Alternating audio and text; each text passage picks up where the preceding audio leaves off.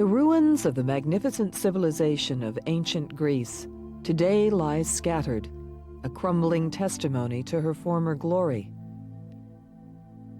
Her buildings and culture were the envy of the then-known world and would inspire and influence civilizations for thousands of years to come.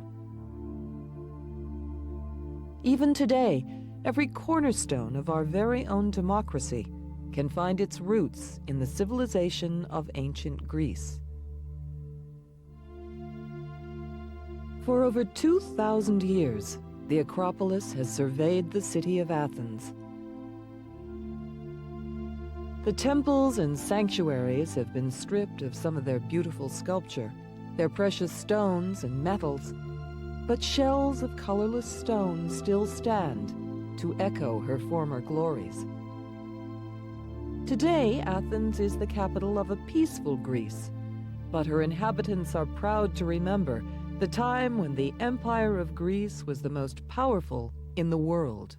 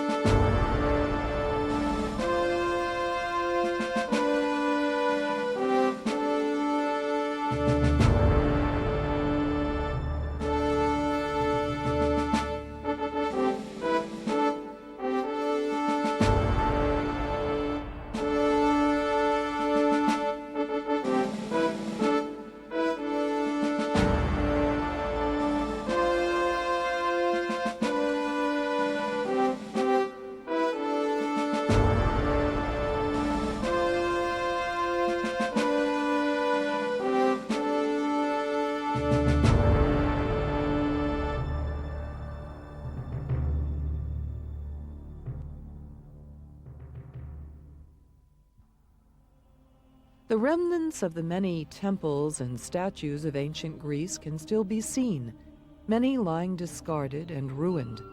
But can we really imagine what it must have been like to see the Acropolis in its full glory, colorful and complete?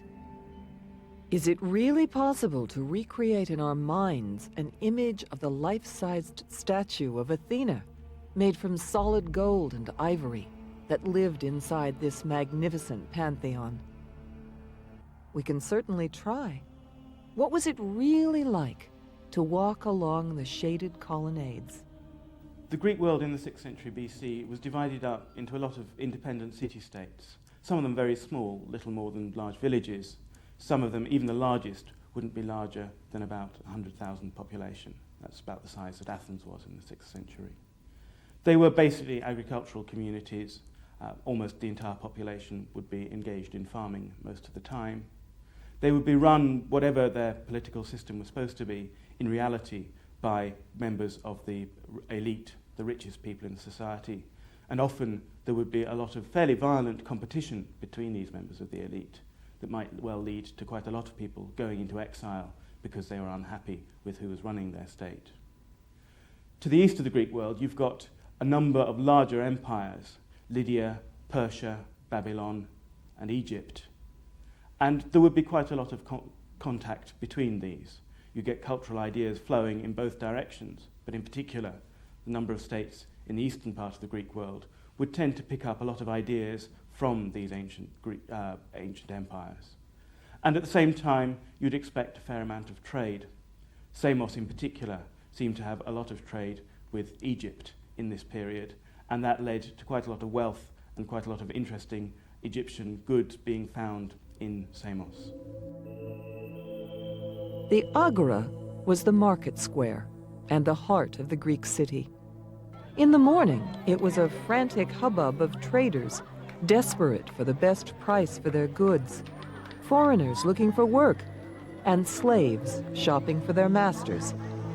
Come the afternoon, the Agora became a quiet place, where citizens of all ages gathered to chat and gossip. Philosophers had the chance to test their theories on a small captive audience. It was the marketplace, it was the centre of political activity, it was also where the law courts were. It was a very crowded space. It was crowded with buildings, market halls, the law courts, and particularly symbolic places. The tholos was there. That's the particularly round building where the executive officers of the boule, the ruling council, if you like, had their meals at state expense and kept a standard set of weights and measures. So it was very much felt to be part of the central civic space of the community. At the same time as being a civic space, it was also a religious space.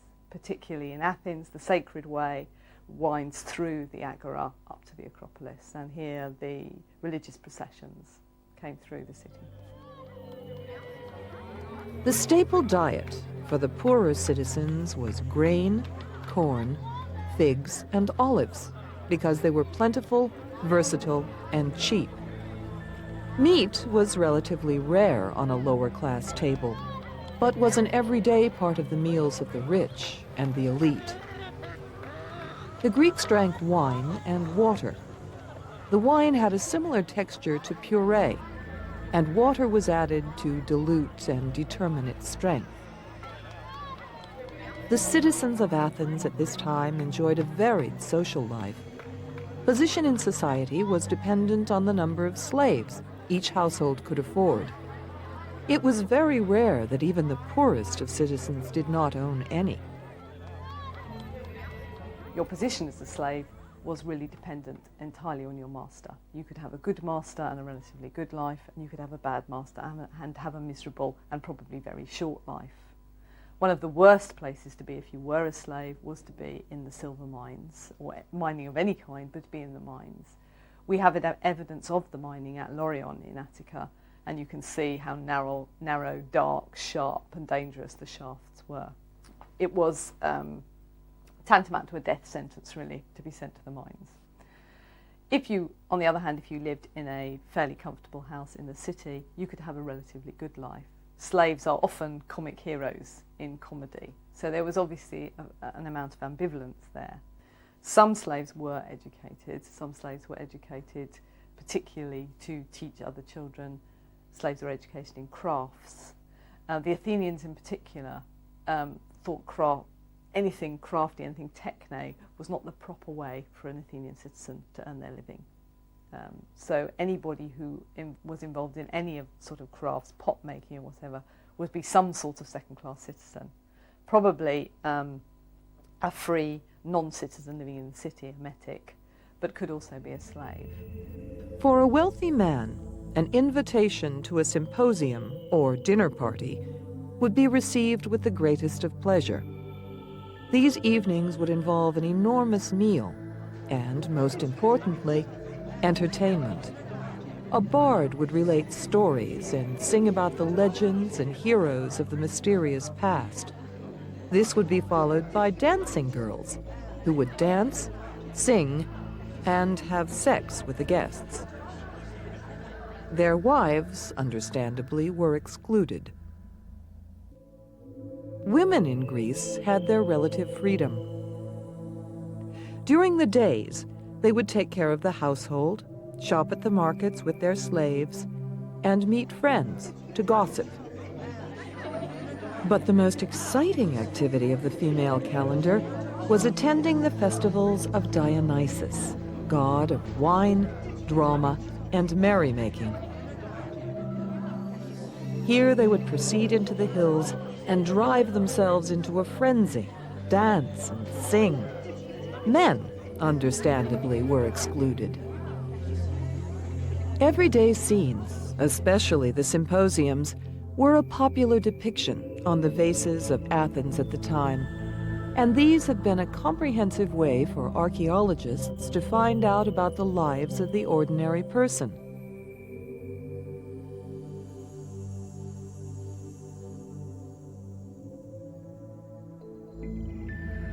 Clothing was fairly simple, but hairstyles changed from year to year. Men wore the traditional toga, and the women wore a chiton, or underdress, and full-length coat over the top. For the men, a shorter toga would have been worn for battle.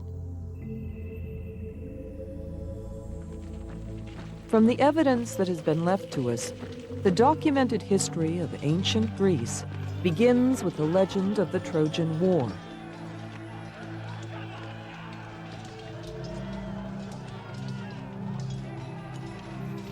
The date of the 10-year siege is much debated, but is generally thought to have taken place around 1200 BC.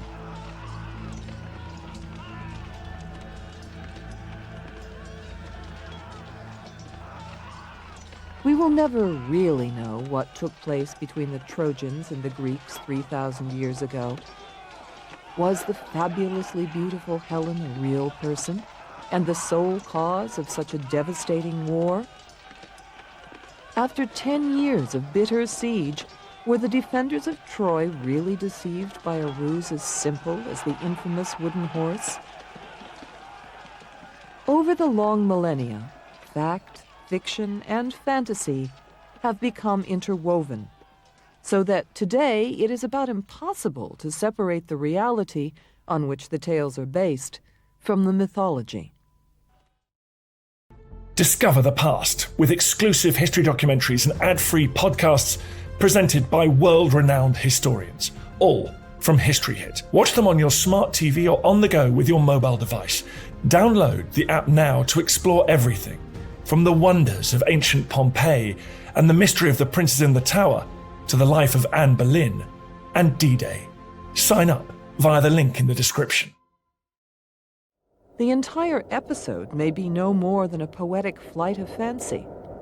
On the other hand, the siege of Troy may really have been the place where gods met men. Much of that evidence comes from Europe's most ancient literary work, Homer's masterpiece, the Iliad. Written in the 7th century BC, it throws a light upon these troubled times that were to have their bloody climax in the Trojan War, where the affairs of men collided with the games of the gods. In Troy, there lies the scene.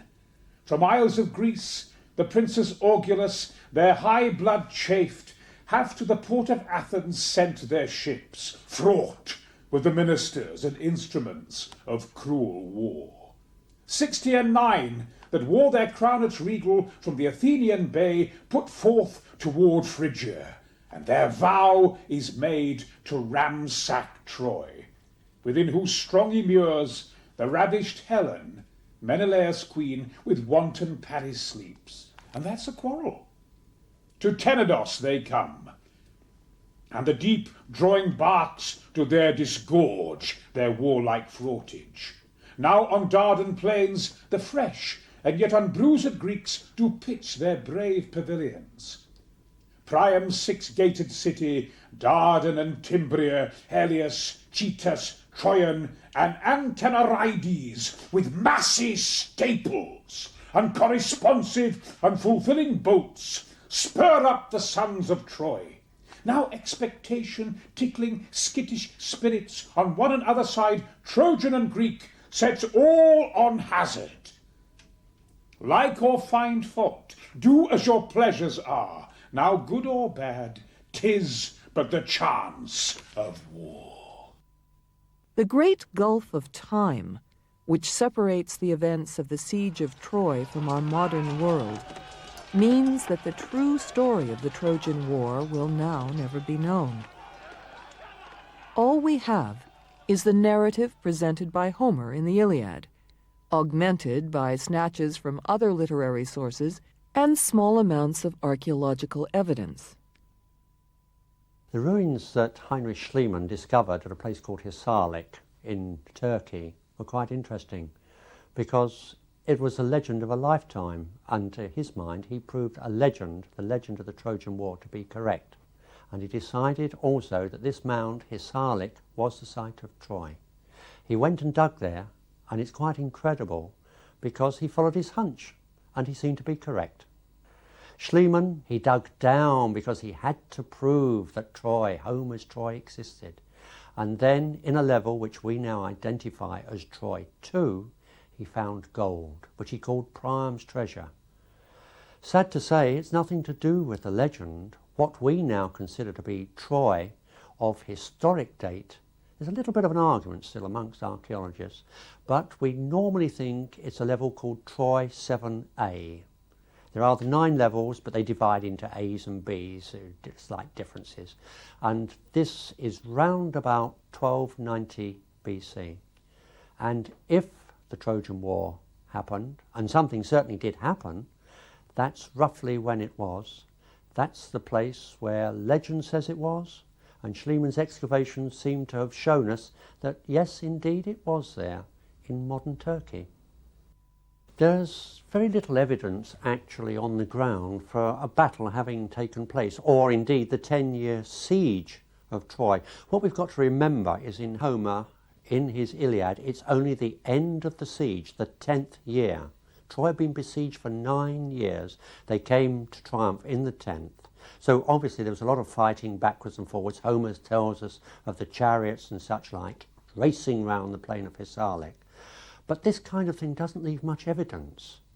The only evidence we've got comes from the excavations initially by Heinrich Schliemann, subsequently by his assistant Dortfeld, and then by the American Carl Blagan, where on the citadel mound we've found walls, this stratification, and there is evidence there of burning, of a city being destroyed.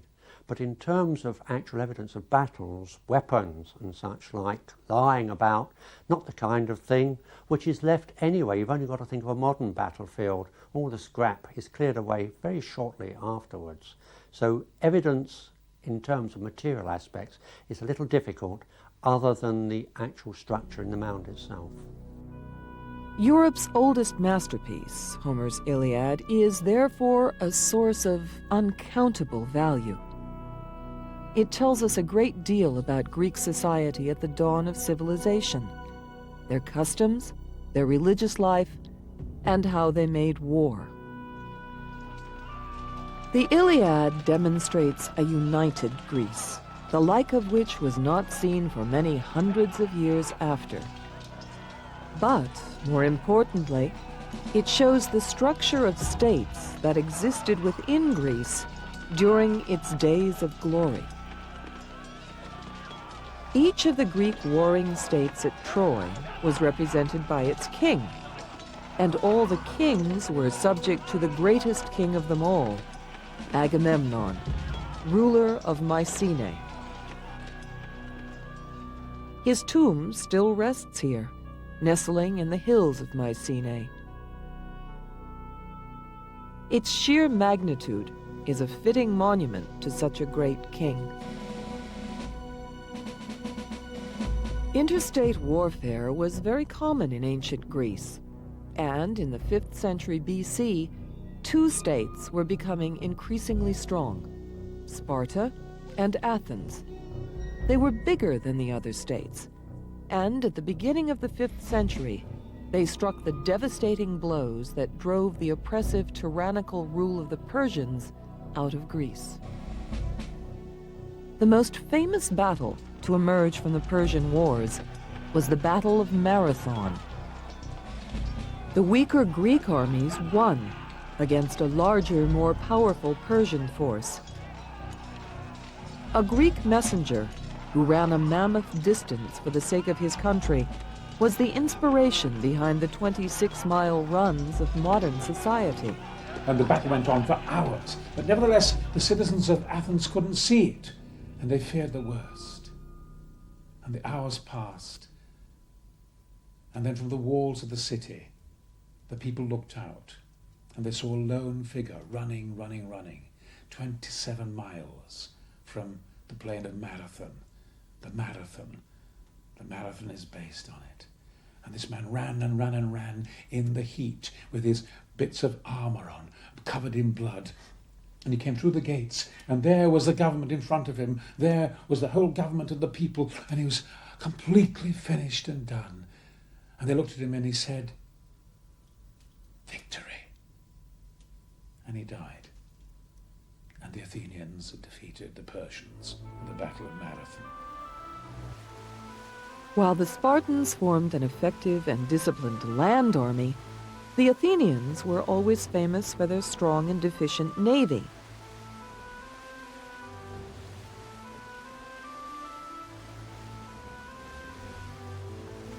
At the Battle of Salamis in 480 BC, the Athenians destroyed the Persian navy with their sleek and highly maneuverable triremes.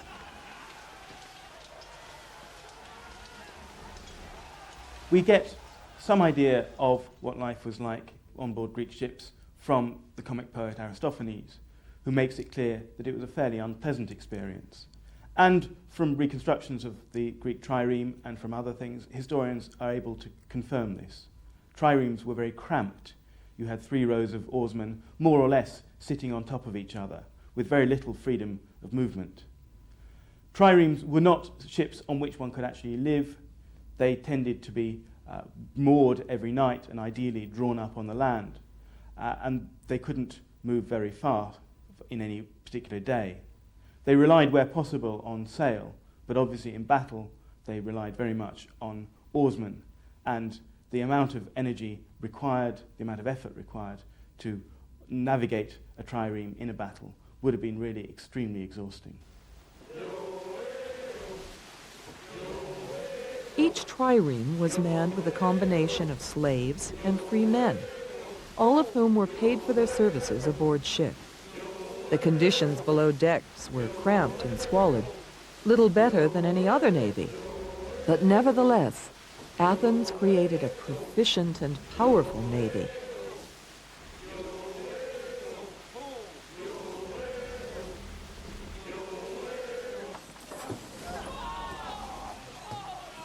Any slave who rode in the Battle of Salamis and survived the bitter combat was given his freedom at the close of the war.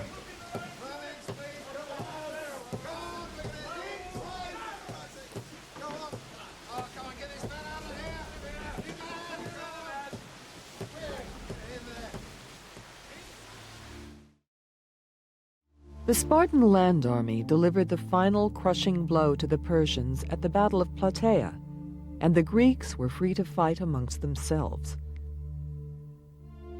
With their newfound freedom from the Persians, 5th century Athens and Sparta were rich and prosperous. Art, literature, religion, and philosophy flourished. Athens and Sparta grew stronger. Athens remains especially important to the modern world because of all the institutions it formed the basis of and left to us. We all know about the magnificent buildings, the art, and the poetry and prose. But what of the theater, education, philosophy, and, most importantly, democracy? Poets and playwrights after Homer have always been fascinated by ancient Greece and the tale of Troy, the Iliad, and Odysseus' wanderings, and of course Helen of Troy. She is the very epitome of female beauty. She comes into so many of the plays, particularly in the Elizabethan eras, and you can come right the way down to modern playwrights. It's curious how we, in the modern world, are the inheritors of a world of over 3,000 years ago, and in many instances we don't understand it. This is the theater at Epidaurus. The stage was made of wood and has not survived. But the circle, called the orchestra, where the chorus used to perform, still remains. So too do the seats. It is not too difficult to imagine the stone seats filled with people, excited about the prospect of the plays they were about to witness. Traditional Greek plays are still occasionally staged for modern audiences to enjoy. It was an occasion for all the family, even the slaves. The theater would be open for 3 consecutive days for selective festivals during the year. Each day, 3 tragedies and a comedy were performed and judged compared with others in its genre.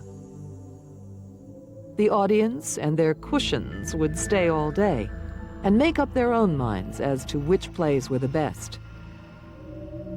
Because of the importance of the event, Those who were too poor to afford a ticket were given one by the state.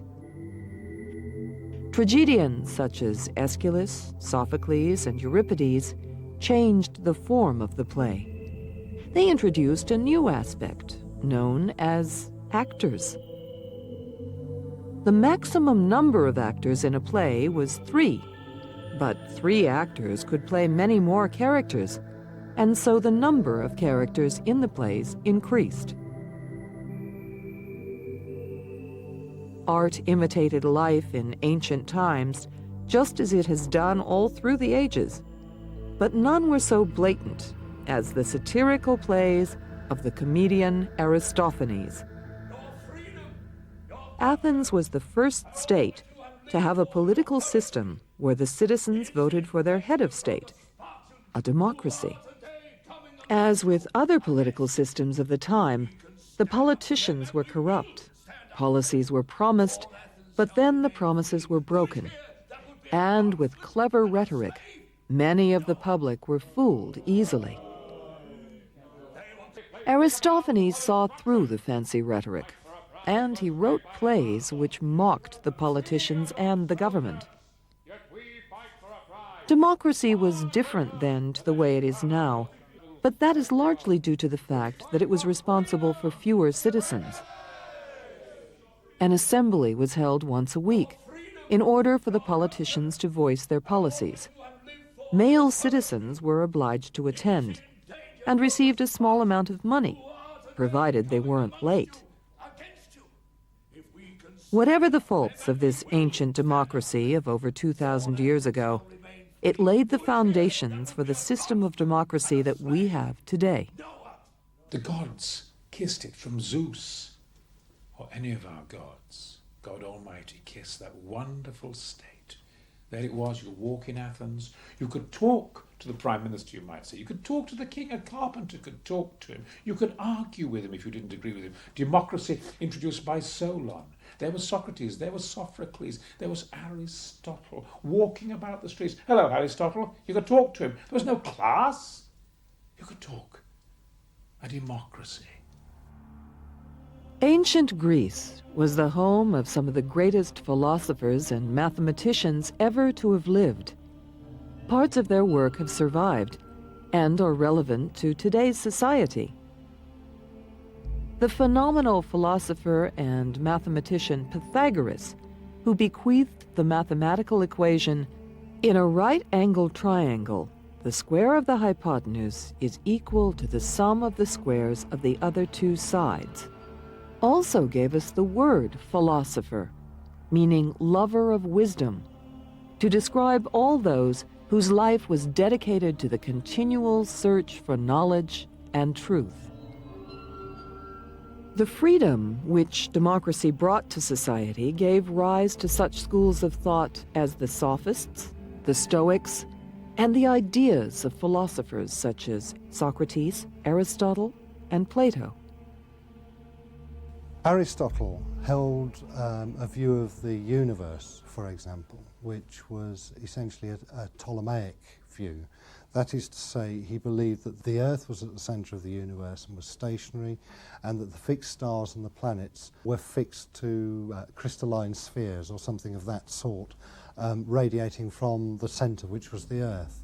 One of the other things that Aristotle claimed as part of his theory of the universe was that all heavenly bodies are perfect spheres and must be perfect spheres, because that's part of his overall physical view of the universe and how it's composed. Plato, writing in the 4th century BC, believed in a republic where there is equality between men and women, and every citizen is equal to every other citizen. Plato develops the idea of education in his works.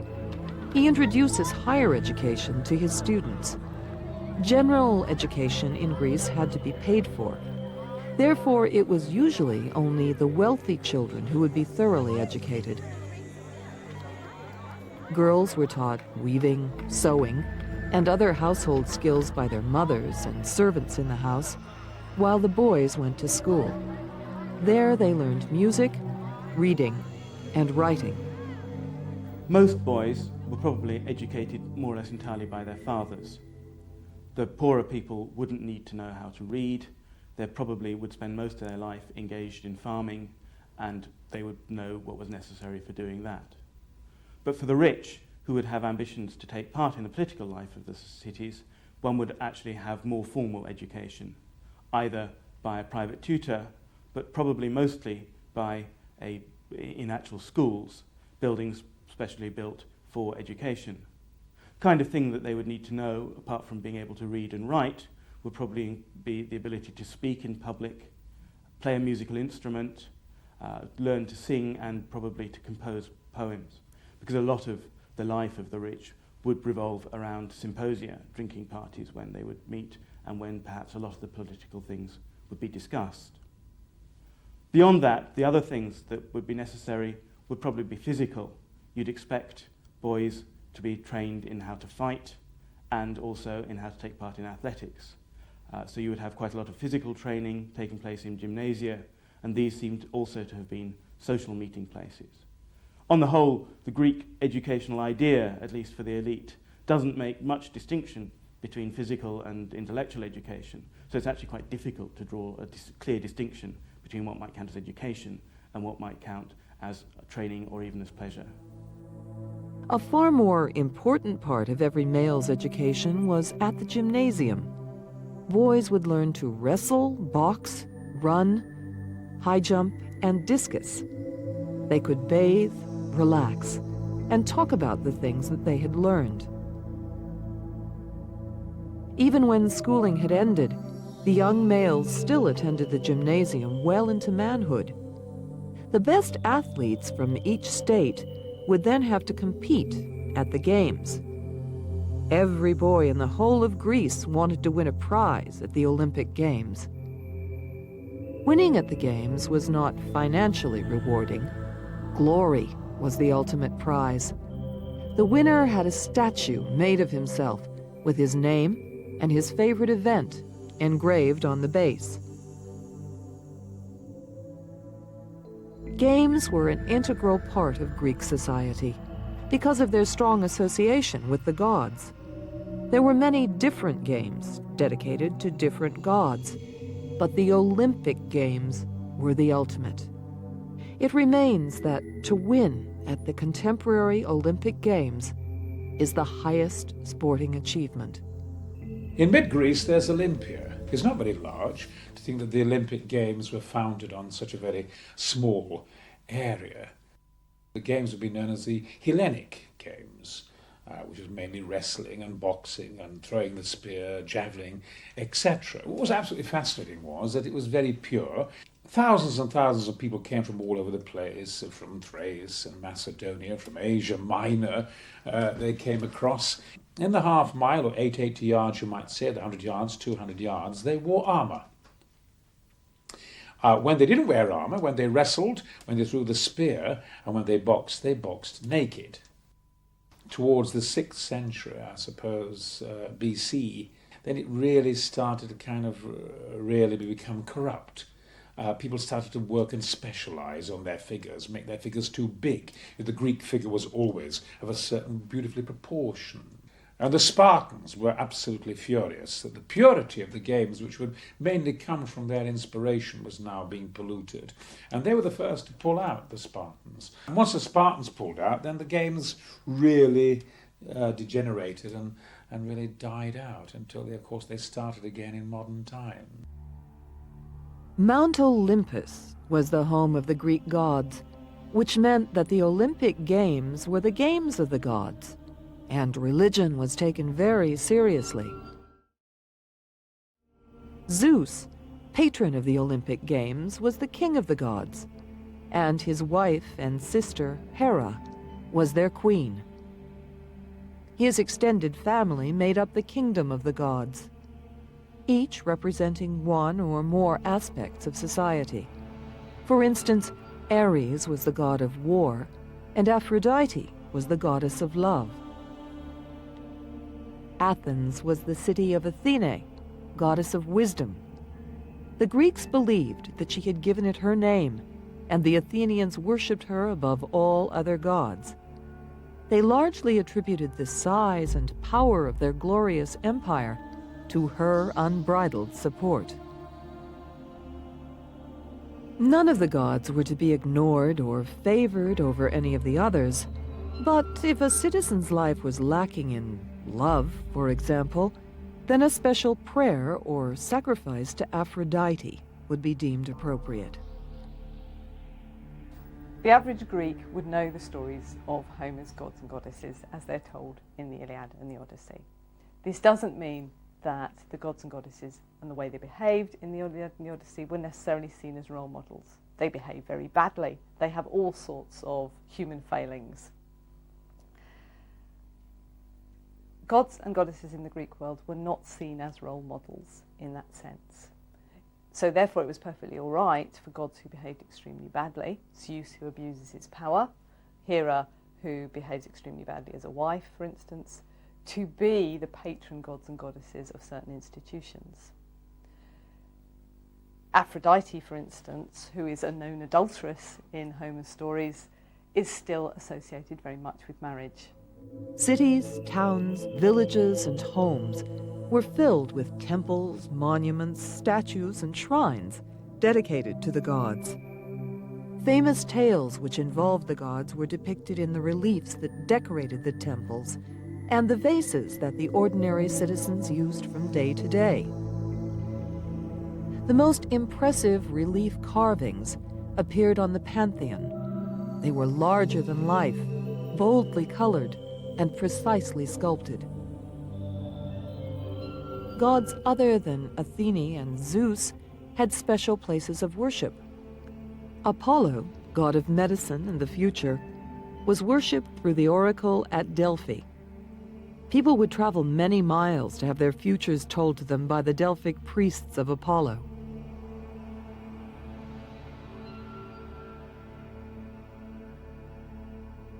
It's like the center of the earth at Delphi. Oh, you feel this kind of sound in the cave with blue butterflies all flying around it, where the oracle was situated, which said, of course, know thyself. Having paid their money, the hapless believer would be drugged, led into a small darkened room, and left entirely alone. Here they would wait for an apparition or a sign, anything that could be construed as pertaining to their life. Satisfied that they had been given a message, they would return to their homes to decipher the oracle. The priests would then wheel in the next believer. From the ruins that remain, archaeologists can see that the rooms where the customers sat have many doorways, and there are a series of passages which run behind the rooms. The passages were for the express purpose of special effects. The room would fill with smoke, and a priest would appear through a secret door to deliver the riddle of the future. Apollo stayed on Mount Olympus, passing the messages through his priests. The only gods who did not live on Mount Olympus were Hades and Persephone, his wife, who lived in the murky depths of the underworld.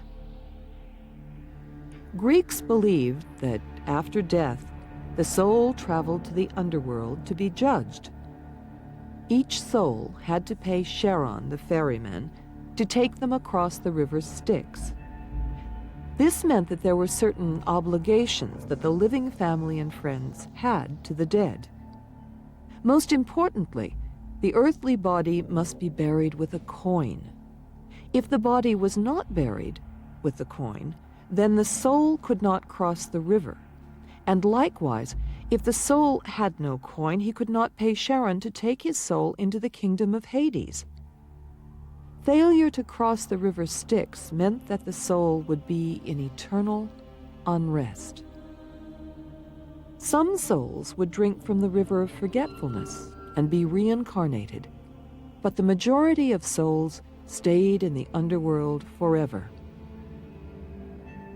We know quite a lot about Greek burial rites.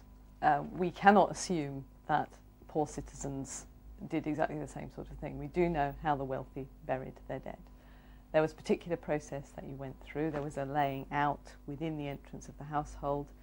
The women of the households, particularly women's work, were to wash down the body, wrap it in a winding sheet and lay it out. And then people came to see it. The women mourned publicly. They tore their hair, scratched their cheeks, set up a keening. The next part of the process was the funeral procession from the household to the graveyard. Graveyards were always outside the inhabited area of the city, usually outside the city walls. So you walked through the city. The procession was led by the women. The body was either carried or on a cart. We know this from vase paintings. And the men followed the body, followed by flute players. It was quite an extravagant performance. Children who died in infancy were often buried within the confines of the house or by the hearthstone. These are the only people who are buried inside the city or inside the oikos, if you like. Unfortunately, we have very few remains because babies' bones tend to be very friable and don't exist in the archaeological record. Apart from that, everybody was buried outside the city. As to whether poor people were buried in a different way, they were highly likely to be buried with much less pomp and circumstance. A lot of the laws that come through in Athens and other Greek states are actually controlling the amount of expenditure people were making on their burials because it could become part of a political statement. So in fact, by the time we get to the mid-5th century BC, people are beginning to control the amount of noise you can make while bringing your cortege through the city. It is difficult for people in the modern world to imagine how fundamentally important the role of religion was in the life of the ordinary citizen. The flamboyant anthropomorphic gods, entirely plausible to the ancient Greeks, have become contemporary fairy tales and legends. Other ancient civilizations have given us literature, buildings, philosophy, pottery, and statues, but nowhere has given us such an enchanting and extensive supply.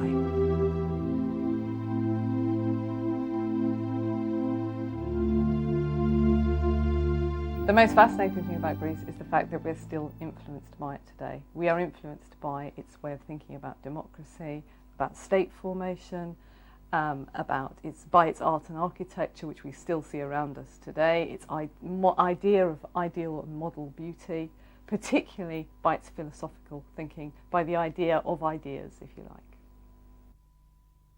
There are mountains of fantastic plays, artwork, and life that are buried for all time with the Athenian Empire. But we are privileged to have enough access to their knowledge to create a wonderful picture of life in ancient Greece. Its glory lives on.